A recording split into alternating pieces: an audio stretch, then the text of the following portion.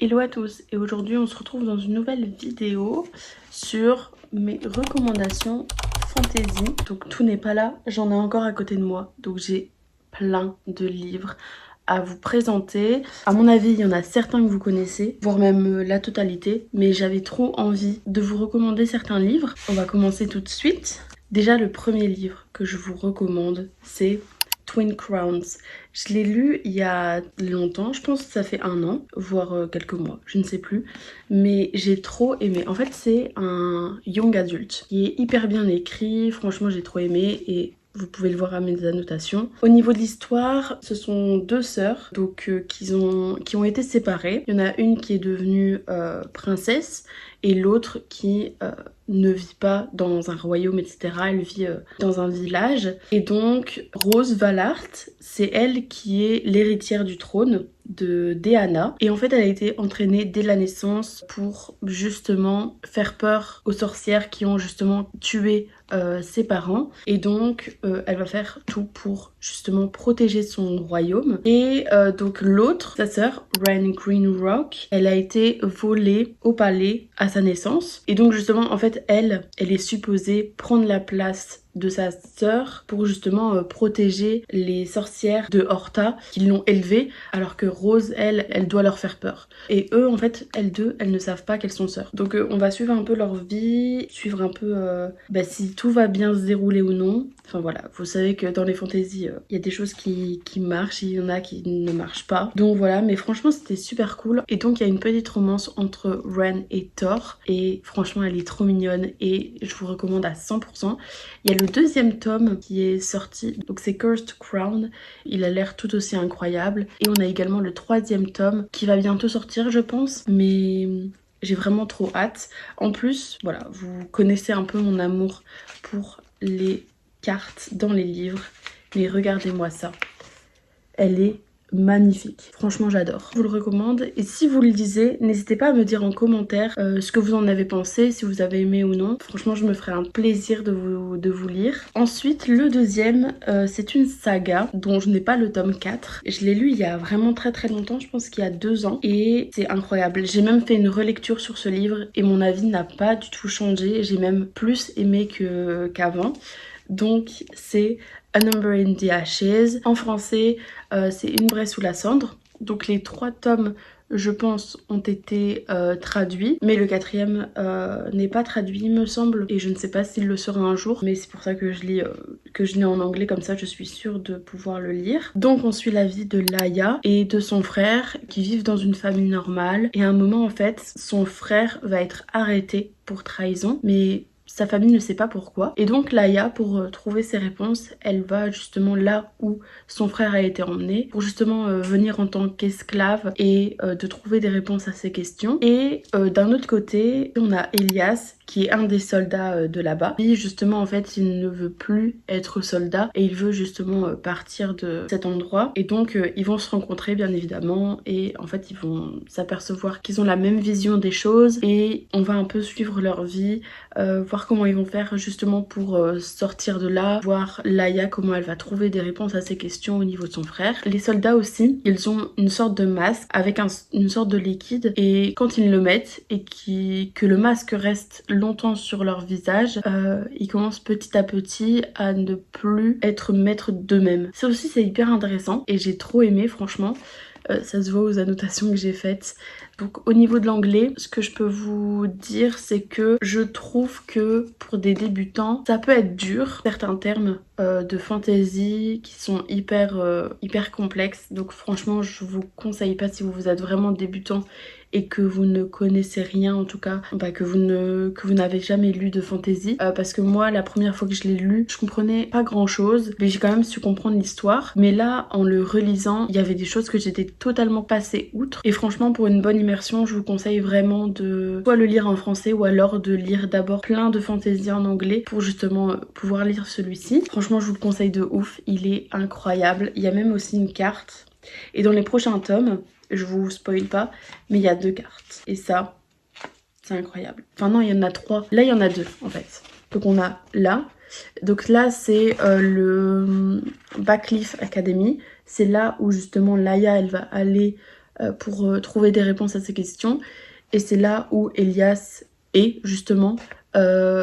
Et c'est là où il est le soldat. Et la deuxième carte ici, c'est la carte de l'Empire. Et c'est hyper important parce que en fait, franchement, pour bien s'y retrouver, là où ils sont à chaque fois, c'est hyper important d'avoir une carte. Et elle est hyper facile de compréhension. Donc franchement, j'ai adoré. Et je vais vous montrer les autres. Je n'ai pas le tome 4 en ma possession parce que je ne l'ai pas encore lu. Mais j'ai trop hâte. Donc ça, c'est le tome 2, A Torch Against the Night, que j'ai adoré. C'est mon bébé. C'est mon coup de cœur. Franchement, vous pouvez voir à toutes les annotations que j'ai fait. Vraiment, c'est mon tome coup de cœur. Il n'y a pas un seul moment où je n'ai pas annoté. Franchement, j'ai trop aimé. J'ai même trop hâte de relire cette saga quand j'aurai vraiment tout fini pour me relire celui-ci. Je ne vous spoil pas, mais c'est incroyable. Je vais regarder justement les cartes. Voilà. Si vous voulez pas spoiler, je vais montrer la carte, la nouvelle carte, justement, là où ils vont être. Mais enfin, vous voyez, en fait, il y a plusieurs cartes et ça, c'est trop cool. Donc ça, c'est la première qu'on a déjà vue. Ça, c'est la deuxième. Et on a la troisième qu'on a déjà vue. Voilà. Et ici, on a des petits numéros qui sont hyper importants et qui nous montrent en fait les endroits. Et franchement, je vous jure, c'est game changer. Ensuite, on a le troisième tome. Celui-là, j'ai moins aimé, je ne sais pas pourquoi. Mais en fait, il faut que je le relise pour voir si mon avis change. Parce qu'en fait, je l'ai commencé et j'ai commencé à la noter. Puis je me suis arrêtée et j'ai fait une pause de 6 mois dans ce livre. Et après, je l'ai repris mais en audio. Et donc, en fait, je voulais absolument le terminer pour en lire un autre. Et donc, j'ai pas pu apprécier bien ma lecture. Et le tome 4, c'est celui-ci. Je ne sais plus le nom, mais celui-là aussi, j'ai trop hâte de le lire. Ensuite, une autre fantasy, c'est The Atlas Six de Olivia Blake. J'ai toujours cru que c'était Olivia Blake, mais pas du tout, mais bref. J'ai trop aimé ce livre et comme vous pouvez le voir aux annotations, vraiment, j'ai même pas fini. Il y a encore des annotations que je dois remettre dedans, mais franchement c'est hyper bien. Je ne sais pas s'il y a des cartes, je ne me souviens plus. Non, il n'y a pas de cartes. Je vous montre un peu l'esthétique du livre. Donc ça se trouve comme ça. Et en fait à chaque fois, on a en fait un dessin des personnages. Et franchement j'adore. J'ai même fait un marque-page sur ça et que vous pouvez justement vous procurer.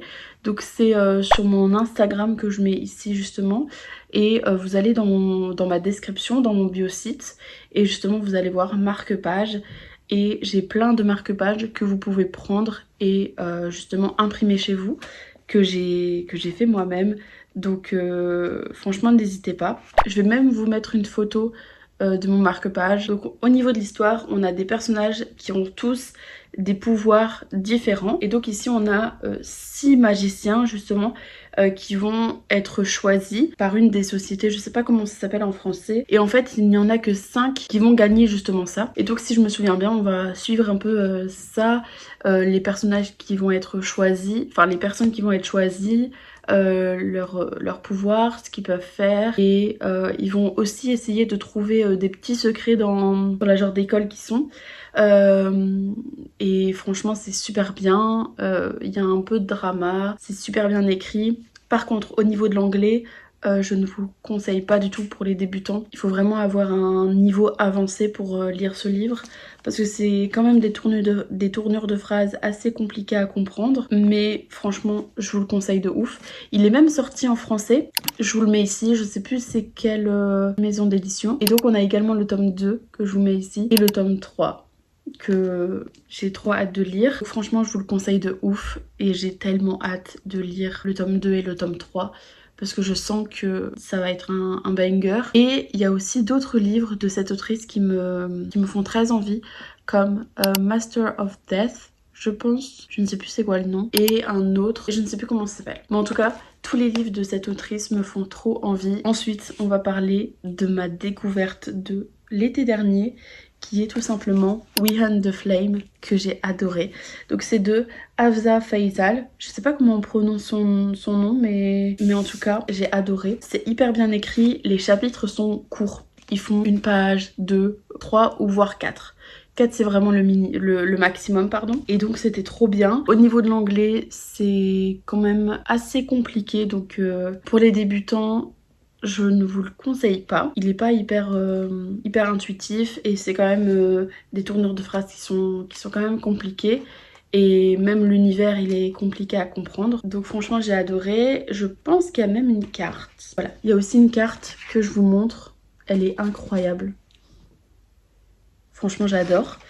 Donc ici, si je me souviens bien, donc on a Zafira qui se déguise en homme pour justement aller dans la forêt nourrir le peuple. Et on a Nazir qui est le prince de la mort. Et lui en fait il doit tuer les personnes qui défient le roi. Et à un moment, comme vous pouvez vous en douter, il va devoir la tuer. Mais ça se passe pas comme prévu et on va suivre tout ça dans ce livre. Et franchement, c'est incroyable. J'arrête pas de dire incroyable, mais c'est parce que vraiment toutes les lectures que je vous montre ici sont vraiment trop bien. Il est même sorti en français chez De Saxus. Et le tome 2 aussi est sorti, il me semble. Pour l'instant, moi je n'ai lu que le premier. Mais le deuxième, il est dans ma wishlist que je vais bientôt lire. Je pense que je vais vous faire une vidéo sur les séries que je dois lire pour essayer de les terminer. Et comme ça me fait une vidéo en plus à vous monter. Mais non, franchement c'est trop bien, c'est hyper cool. J'ai vraiment annoté plein de choses et même le plot twist à la fin il était incroyable. Je m'y attendais vraiment pas. Mes annotations elles sont assez simples parce que j'aime pas faire de grands trucs avec... Enfin je fais des petits dessins mais pas énormément. Et avant je mettais juste de la couleur comme ça, maintenant je mets tout en noir. Si vous voulez que je vous fasse une petite vidéo sur comment j'annote, les post-it à quoi ça correspond, les bics que j'utilise, franchement n'hésitez pas à me le dire en commentaire. Donc franchement celui-là n'hésitez pas, en plus il est sorti en français donc vous n'avez vraiment aucune excuse. Puis le suivant que je pense vous avez vu passer, qui est sorti il y a pas longtemps en français et que moi j'ai adoré, c'est Divine Rivals. Il est incroyable, déjà regardez-moi cette couverture. Maintenant vous me connaissez, je suis tombée amoureuse de la couverture et je n'ai pas lu le résumé et je me suis empressée de l'acheter et franchement j'ai bien fait parce que c'est un banger et que ça fait quand même un certain temps que je l'ai lu. Je pense que je l'ai lu en décembre 2023 et je m'en souviens encore comme si c'était hier. Et honnêtement ce genre de livre c'est hyper rare parce que moi j'oublie vraiment toutes mes lectures. En fait c'est bien justement que j'oublie toutes mes lectures parce que je peux les relire. Mais justement en fait ce livre je l'ai toujours dans ma tête et... c'est trop bien. Donc Divine Rivals, c'est l'histoire d'Iris Winnow et Roman Kitt qui sont deux journalistes dans la même boîte. Et donc en fait ils se chamaillent un peu parce que la personne justement qui donne le plus bel article a une promotion et donc ils vont se chamailler pour ça. Et franchement on a un peu de magie aussi. Enfin je vous spoil pas de savoir comment on a de la magie dans ça parce que j'ai trop envie que vous vous lancez dans cette lecture sans connaître justement l'histoire, juste savoir qu'ils sont journalistes et que voilà ils se chamaillent un peu au niveau de ça. Mais honnêtement foncez, ne lisez pas le résumé pour que vous ayez justement la surprise que moi j'ai eue. Au niveau de l'anglais, si vous voulez lire en anglais, je trouve pas qu'il est simple, mais si vous êtes débutant vous pouvez facilement comprendre le plus gros de l'histoire. C'est quand même des tournures de phrases assez poétiques, donc je pense que si vous lisez pour la première fois en anglais vous allez un peu être perdu. Donc ce que je vous conseille c'est d'abord de lire plusieurs livres en anglais d'abord pour vous familiariser justement avec la langue et ensuite vous lisez celui-ci. Ou alors vous le lisez en français si vous voulez. Mais franchement c'est incroyable. En plus je pense que c'est le seul livre que je lis où il y a une table des matières comme ça. Enfin une table des matières tout court en fait. Et même les parties elles sont incroyablement belles. On a toujours des petites parties comme ça avec un petit... une petite lettre, enfin une petite enveloppe pardon. C'est vraiment trop bien et j'ai vraiment annoté plein de choses. Et là le tome 2 que je vous mets tout de suite ici, j'ai trop envie de le lire et je pense que je vais même faire une vidéo sur ça où je vais genre faire une relecture de celui-ci et lire le tome 2. Dites-moi en commentaire si vous le voulez parce que j'ai trop envie en fait. J'espère que vous voulez aussi. Comme ça je vous donne envie de lire ce livre pour les personnes qui ne l'ont pas encore lu ou alors pour les personnes qui l'ont lu de vous redonner envie de le relire. Ensuite mon premier coup de cœur 2024 que j'ai lu et que j'ai adoré, que j'ai même, je pense que c'est le livre le plus annoté de ma bibliothèque, mais c'est Powerless que j'ai adoré, vraiment. J'y pense jour et nuit, vraiment. Regardez-moi ça, j'ai tout annoté, presque. Hein. Mais je pense que si je fais une relecture, j'annote encore plus. Hein. Donc ici on suit Paidyn Gray, qui est justement une fille qui a des pouvoirs. Mais en fait, dans le royaume d'Ilia, les personnes qui ne sont pas des sortes de soldats, qui n'ont pas eu ce pouvoir justement par les élites, ils sont bannis du royaume. Et donc elle, ils ne savent pas que justement elle a des pouvoirs. Et donc à un moment, sans s'en rendre compte, elle va sauver la vie d'un des princes d'Ilia. Et c'est à ce moment-là que tout va se chambouler parce que elle va justement être appelée pour faire le Purging Trials. Je sais pas comment on le dit en français. Donc c'est une sorte d'événement où ils ont plein de combats à faire et les derniers qui sont justement en vie, bah, ils gagnent. Donc on suit un peu ça et la romance dans ce livre, elle est incroyable. J'étais tout le temps incroyable, mais j'ai pas d'autres mots pour exprimer ce que j'ai ressenti. En fait, c'est simple. Tous les post-it mauves que j'ai mis, c'est quand Paedyn Gray et Kay Hather ils se parlent. Voilà, je vous laisse regarder, admirer. Voilà, dès que Kay Hather, le prince d'Ilia, il parle, je vous jure, c'est incroyable. Il y a même Powerful et je pense que Powerful c'est le 1.5 et celui-là, j'ai trop envie de me l'acheter, vraiment. Il est dans ma wishlist là. Dès que j'ai de l'argent, je me le commande parce que je peux plus attendre. C'est un livre incroyable que je vous conseille énormément. Il n'y a pas un moment où en fait je me suis dit non, c'est nul. Vraiment, tout était bien dans ce livre. J'ai pas les mots. Dites-moi en commentaire si vous l'avez déjà lu, ce que vous en avez pensé ou si vous comptez le lire justement. Il me reste 3 livres à vous présenter. On a Once Upon a Broken Heart que vous connaissez sûrement. C'est un livre de Stephanie Garber, donc celle qui a fait Les Caravales, que je vous mets ici. Et donc ça c'est la suite, c'est un spin-off. Donc il y a des personnages qu'on voit dans Caravales qui sont un peu là. Donc franchement, moi je vous conseille d'abord de lire Caraval pour lire celui-ci. Et j'ai adoré ce livre. En fait, on suit Evangeline Fox qui justement en fait apprend que la personne qu'elle veut marier, en fait, elle marie une autre. Déjà, ça commence bien. Et donc, on va suivre le prince des cœurs qui est tout simplement Jax. Je vous mets un petit fan art de Jax. Mais en tout cas, c'est hyper bien. Je vous spoil pas plus parce que sinon, je vais vous spoiler quelques trucs de Caraval. Mais en tout cas, incroyable. Donc, il y a 3 tomes. Je vous mets les 2 autres. Je pense que le deuxième, c'est The Ballad of Never After. Et le troisième, c'est A Curse of True Love, je pense. Mais de toute manière, je vous les mets là. Et j'ai trop hâte de les lire. Celui-ci, incroyable. 5 sur 5. Je vous le conseille pour l'univers, pour les personnages, pour Jax, pour Evangeline et pour tout ce qui est le world building. Lisez-le parce qu'il est époustouflant. Dernier livre avant que je termine justement cette vidéo et c'est mon dernier 5 étoiles que j'ai lu récemment et c'est One Dark Window. J'ai adoré. Au niveau de l'histoire, on a Elspeth Spindle qui justement a des pouvoirs que les personnes ne savent pas parce qu'en fait les personnes qui justement ont des pouvoirs dans ce royaume là sont tuées par les destriers et donc ici en fait elle a des pouvoirs mais que d'autres personnes ne savent pas et donc justement on a Revenue qui lui en fait a aussi des pouvoirs et il est je pense c'est l'un des princes si j'ai bien compris et donc dans ce royaume on a une sorte de brume et donc les personnes qui la sentent, il y a des personnes qui meurent quand ils ont ça et d'autres personnes qui vivent mais avec des pouvoirs. Et c'est ce que la protagoniste a. Et donc justement, elle peut communiquer avec une des cartes de la Providence qui est le cauchemar. Et donc ils communiquent mentalement. Et en fait, elle va travailler avec Revenue. Ils vont essayer de trouver ensemble les 12 cartes de la Providence pour justement enlever cette brume. Parce qu'il faut les 12 cartes pour l'enlever et pour totalement la détruire. Et donc on va suivre un peu ça dans cette histoire et franchement j'ai adoré. Il n'y a aucun moment où je me suis ennuyée. C'était hyper bien, hyper cool. Il fait moins de 400 pages en plus donc franchement il est très court même si j'ai mis du temps à le lire mais j'avais d'autres choses à côté. Mais franchement j'ai adoré, je vous le conseille de ouf. On est un peu dans une vibe gothique. Donc on a le 2e tome que j'ai aussi hâte de lire et de vous donner mon avis dessus et franchement c'est incroyable. Je ne comprendrai jamais les personnes qui mettent moins de 5 étoiles parce que le world building est ouf, les personnages sont attachants, même les personnages secondaires sont hyper bien menés, ils ont tous en fait un rôle à jouer et c'est ça que je trouve incroyable.